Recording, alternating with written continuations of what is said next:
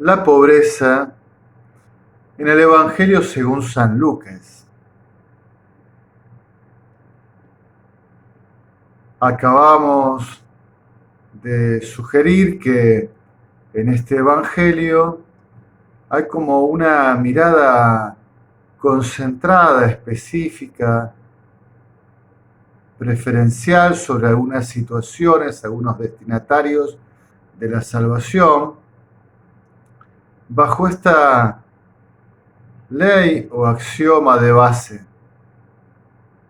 Cuanto más presente está el mal, es más intensa la acción salvífica de Dios. La gracia puesta en juego para rescatar, para salvar. Y entre estos destinatarios preferenciales de la salvación que es para todos, ocupa un lugar muy importante en este Evangelio la mirada sobre los pobres. Y el análisis que, partiendo de la predicación de Jesús y de su acción ministerial, mesiánica, hace el evangelista San Lucas. Un pantallazo general porque este tema es muy importante en este evangelio. Vamos a dedicarle varios episodios. Resumen general. Los pobres están tratados en este evangelio en continuidad con aquella mentalidad del Antiguo Testamento que veía a un Dios inclinado hacia los pobres, defensor de los pobres, a favor de su causa. Estos pobres que estaban tipificados en la tríada del huérfano, de la viuda y del forastero, que al menos en aquel momento, desde un punto de vista social, eran los que menos sustento tenían. El huérfano y la viuda que habían quedado sin el varón, el padre, el esposo, sin el sostén familiar. Y luego el forastero, que era considerado alguien impuro, sospechoso, con el que poco trato se debía tener. Estaban, como decimos a veces coloquialmente, a la buena de Dios. Solo Dios era el garante de los pobres. Pero además de esta referencia al Dios que es defensor, protector del huérfano, de la viuda, del forastero, de los pobres, que padecen el mal de esta pobreza que daña, que deshumaniza, de esta ausencia de los bienes necesarios para el sostén de la vida, para su desarrollo. También había esta mirada positiva de los pobres como los anahuín, los pobres de la tierra, identificados con el resto fiel, el resto de Israel. Quizás en el Evangelio de Mateo los encontramos bajo la nomenclatura pobres de espíritu. Se trata de una reversión de la situación desde el punto de vista espiritual. Materialmente son personas desdichadas, con grandes dificultades para sostener su vida, pero esta situación límite extrema puede ser la oportunidad para desarrollar desde el punto de vista espiritual un profundo abandono a Dios, que realmente está de su parte, que defienda, que proteja y consuela, que es Padre Providente de los pobres. Entonces, esta situación no querida por Dios, que deshumaniza, sin embargo, con la gracia de Dios puede convertirse en un motivo de crecimiento espiritual. Un entregarse a Dios como el único garante de la vida, un ponerse en sus manos cuando ya no hay otra posibilidad más que Él, y experimentar su gracia, su misericordia, su salvación.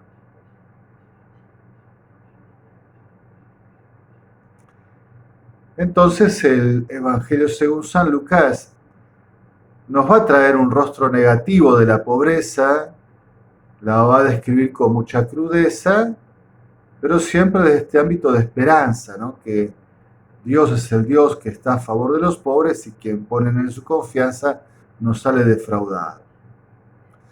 También un rostro positivo de la pobreza que va a convertirse en una virtud evangélica, en un consejo del Evangelio de Jesucristo, de un estilo de vida para los discípulos, una pobreza voluntaria, libremente optada, como estilo de vida austero y que muestra la entrega a Dios y la caridad con el prójimo. La magnanimidad, la generosidad, la prodigalidad para renunciando ser benefactor de los más débiles. Y finalmente va a tratar el tema de la riqueza como un verdadero peligro de condenación. Hecho un poco este pantallazo general, podemos recordar la famosa expresión que la Virgen María pronuncia en Magnífica, ¿no?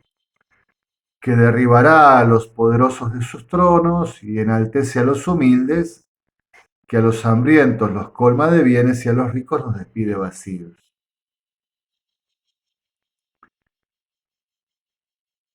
Es decir, a los que están alto y tienen mucho, quedan bajos y vacíos. A los que están bajos se los eleva y a los que están vacíos se los llena. En este axioma de la ley de compensación que venimos hablando en esta temática de la mirada preferencial de Dios a aquellos que necesitan más de su gracia, porque están más atravesados por la presencia del mal. Así también percibimos que se narra en el capítulo 6, versículo 20 y subsiguientes, las bienaventuranzas, el discurso del monte llamado en Mateo, que en Lucas se transforma en un discurso dicho en el llano y no en la altura, y en un discurso más de este tipo profético, donde hay, digamos, motivos de felicidad y motivos de tristeza, bendiciones y maldiciones. Suena así este discurso de Jesús en Lucas, capítulo 6, versículo 20 subsiguientes. Dirigiendo la mirada a los discípulos, les decía: felices los pobres, porque el reino de Dios les pertenece. Felices los que ahora pasan hambre, porque serán saciados. Felices los que ahora lloran, porque reirán. Felices cuando los hombres los odien, los excluyan, los insulten y desprecien su nombre a causa del Hijo del Hombre. Alégrense y llénense de gozo, porque el premio en el cielo será abundante. Del mismo modo, los padres de ellos trataron a los profetas. Aquí hay una real presencia del mal, ¿no? Que Dios revierte. A los pobres les pertenece el reino. Y los que lloran van a reír. Los que pasan hambre serán saciados. Y los más pobres de todos en el fondo son los discípulos, porque a causa de Jesús los van a perseguir, los van a maltratar. Y sin embargo, ellos identificados con su maestro, entonces tendrán en el cielo una recompensa y un premio abundante. Sin embargo, hay otros que están en otra situación que corren otra suerte. Contrapuesto a este discurso, en el otro platillo de la balanza, podríamos decirlo, Lucas expresa esto, Jesús expresa y Lucas recuerda. Pero hay de ustedes los ricos porque ya tienen su consuelo. Hay de ustedes los que ahora están saciados porque pasarán hambre. Hay de los que ahora ríen porque llorarán y harán duelo. Hay de ustedes cuando todos los alaben del mismo modo, los padres de ellos trataron a los falsos profetas. Aquí entonces se percibe esta otra extremo, este otro lugar opuesto de la dinámica en la cual hay gente que parece que la temporalidad le va muy bien y sin embargo eso es efímero, pasa, se corroe, se corrompe, no perdura, no tiene rumbo de eternidad. Por lo tanto, en realidad esta gente que pone su confianza en sí misma no la pone en Dios porque cree que por los bienes que tiene, porque están saciados, porque ríen, todo está bien, porque los halagan y los elogian, ¿no? Y porque son populares, eh, se sienten omnipotentes. Sin embargo, su falta de confianza y de abandono en Dios y su falta de generosidad para atender a los que están del otro lado de la balanza, digamos, más bien se transforma en un peligro de disolución, de vacío, de condenación, lejos del cielo, de la gloria. Así entonces este Evangelio de las bienaventuranzas y de las maldiciones, del destino feliz y del destino triste, trágico, de esta reversión que hace Dios, que está a favor de los pobres, que los rescata, no solo hacia el final, hacia la escatología, hacia la gloria, sino que ya lo hace aquí, en la temporalidad. Y el destino infructuoso, el destino sin rumbo, de los que en la temporalidad se piensan omnipotentes y en lo alto y que sin embargo terminarán derrotados en lo bajo.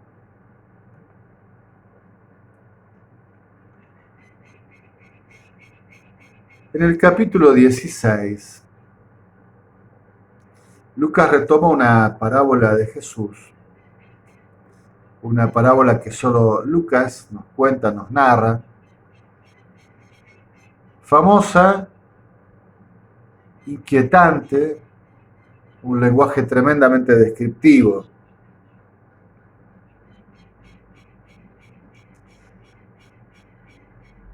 Capítulo 16, versículos 19 al 31. Había un hombre rico que vestía de púrpura y lino y todos los días hacía espléndidos banquetes. Echado a la puerta del rico había un hombre cubierto de llagas llamado Lázaro, que ansiaba saciarse con lo que caía de la mesa del rico y hasta los perros iban a lamerle sus heridas. Acá de nuevo aparece esta contraposición tan fuerte, ¿no? El rico, muy bien vestido, que vivía de banquete en banquete, y el pobre que está en una situación realmente desesperada, llagado, hambriento,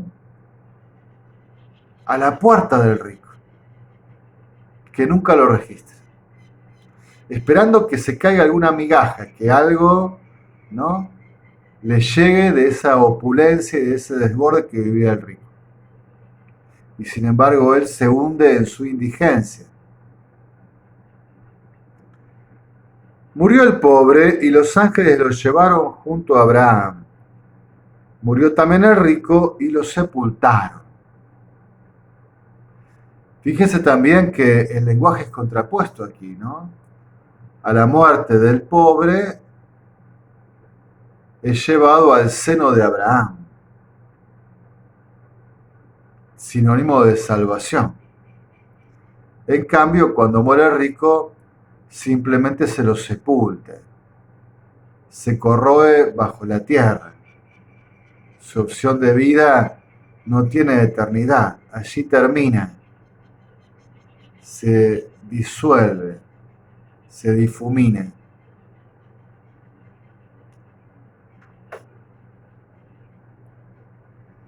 Estando en el lugar de los muertos, en medio de los tormentos, alzó la vista y divisó a Abraham y a Lázaro a su lado. Entonces aquí aparece esta temática, ¿no? De que el rico que nunca registró al pobre, que ensimismado en su riqueza, vuelto hacia sí mismo, estaba lejos de Dios, de necesitar de Dios, e incapaz de ejercer la caridad del amor, la compasión, la misericordia con el prójimo sufriente, con Lázaro el pobre, ahora se ve en un lugar de tormentos. Pero aquel Lázaro lo ve junto a Abraham. Y entonces le dice: Padre Abraham, ten piedad de mí y envía a Lázaro para que moje la punta del dedo en el agua y me refresque la lengua, pues me torturan estas llamas. Qué interesante, qué sugestiva esta narración, porque no le habla directamente a Lázaro, no le pide a Lázaro. Con Lázaro sigue sin registrarlo. Por lo tanto, sigue empecinado en su cerrazón, eterna ahora, en el lugar de los tormentos. E intenta hablar con Abraham, al cual reconoce como alguien superior, pero a Lázaro lo sigue reconociendo como alguien inferior, al cual ni siquiera le habla. Y lo trata como un sirviente, le pide que lo envíe como un esclavo, un sirviente, a hacer algo por él, ¿no? Como si siguiera en una posición de superioridad, aunque está en el lugar de los tormentos. Respondió Abraham: Hijo, recuerda que en vida recibiste bienes y Lázaro, por su parte, desgracias. Ahora él es consolado y tú atormentado. Hablando de esta reversión, de esta ley de compensación de la cual venimos tratando, ¿no? De que el que está vacío es llenado y el que está bajo es enaltecido. En cambio, el que está saciado es despedido vacío y el que está alto es rebajado. Además, entre ustedes y nosotros se abre un inmenso abismo, de modo que aunque quiera, no se puede atravesar desde aquí hasta ustedes ni pasar de allí hasta nosotros.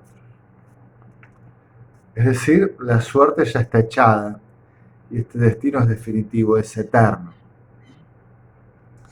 La parábola continúa y el rico le va a pedir que envíe a Lázaro, ¿no?, a hablar con los hermanos para que no cometan el mismo error que él, y aparecerá todo el tema ni que a un muerto resucite, hablando Jesús de sí mismo. Ellos creerán, ya tienen la palabra de Dios, tienen a Moisés, tienen a los profetas, que los escuchen, que se conviertan, que cambien de vida.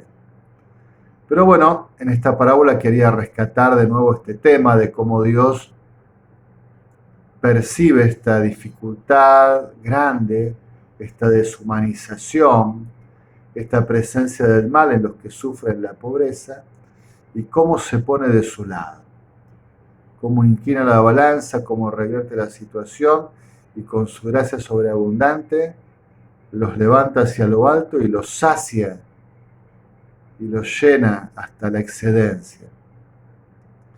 En cambio, parece que aquellos que se creen omnipotentes y tienen todo seguro y no parecen necesitar de Dios y que están cerrados a la compasión con los frágiles, con los débiles, con los pobres, corren otra suerte. Continuaremos con este tema de la pobreza en San Lucas. en alabanza y gloria de la Santísima Trinidad.